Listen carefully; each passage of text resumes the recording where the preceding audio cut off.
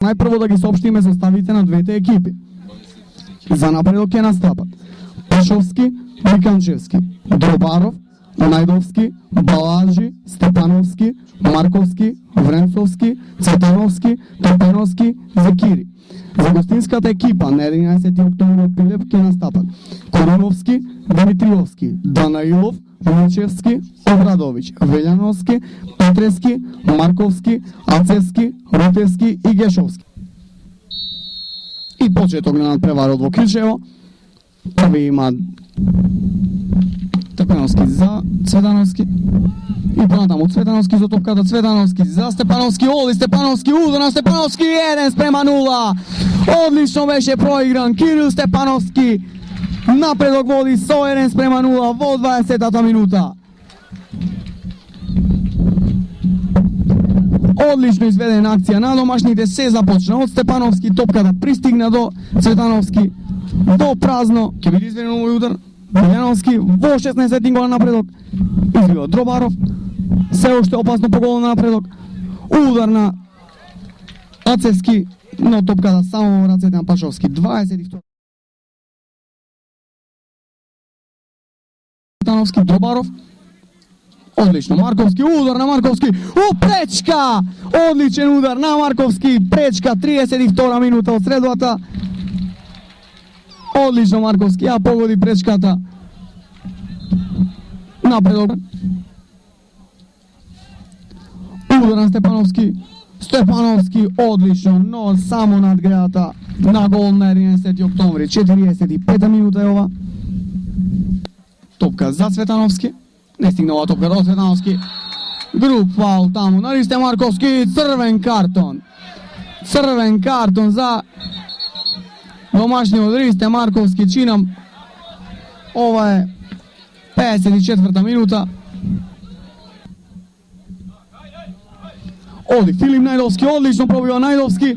Најдовски и одлична акција на младиот Филип Најдовски. Пеце Коруновски ја спречи ова акција Обрадович и понатаму. Пробира Пашовски. Крај на средата во Кичево. Напредок 11 октомври, 1:0 со голом на Степановски во 20-та минута. Бочевски, честитам на победата, јуначки се изборивте со 10 фудбалери да ги освоите трите бода и го продолживте континуитетот на добри игри и резултати во овие две првенствени кола. Како вие го видовте денешниот надпревар со 11 октомври? Прво ви благодарам за честитките што се неса до самиот надпревар. Пред самата утакмица знаевме дека 11 октомври квалитетна екипа, нема да биде лесно, како што се покажа и на самиот терен. Меѓутоа, со едно тактички дисциплинирана игра, мислам дека во сите 90 минути доминиравме, иако после 50-та минута мислам дека игравме, 50 минута беше, игравме со играч помалку, скоро 40 минути, меѓутоа мислам како да не игравме со играч, не се осети тоа и имавме и на 1:0 со 10 играчи шанси и мислам дека на крај сосем заслужено победевме. Моралот на играчите е на високо рамниште, сите се борбени, така што и покрај тоа што беа 10 фудбалери на теренот просто гинеа и затоа повеќе ги заслужија бодовите од било кога во оваа есен. Би рекол уште еднош дека имате зрела, квалитетна екипа која и во Турново покажа дека знае да игра фудбал, а тоа го потврди и денес, практично убедливо го надигравте гостинот од Прилеп и чинам дека повеќе од заслужено ги освоивте трите бода. Дали е ова вашиот објективен квалитет или се самова инцидентни ситуации? Не, како што кажавте вие, ипак мислам дека напред има една млада и квалитетна екипа со 3-4 искусни играчи, а што занесува до самата борбеност, ова екипа е краси од секогаш само со дисциплина и со борбеност можеме да направиме успех. Све друго немаме успех. Многу среќа на наредните надпревари, очекуваме добри вести и од гостувањето против Работнички во Скопје. Благодарам, се надевам. Секуловски, надпреварот во Кичево беше од исклучителна важност за вашата екипа. Дали можеше и подобро 11 октомври да се представи и да освои барем еден бод од секоја жешкиот терен во Кичево? Во секој случај дека можеше подобро да се представи, особено во првото полувреме, кога домаќинот искористи предноста што му ја пружи ветерот на денешниот надпревар и на тој начин ги градеше своите напади.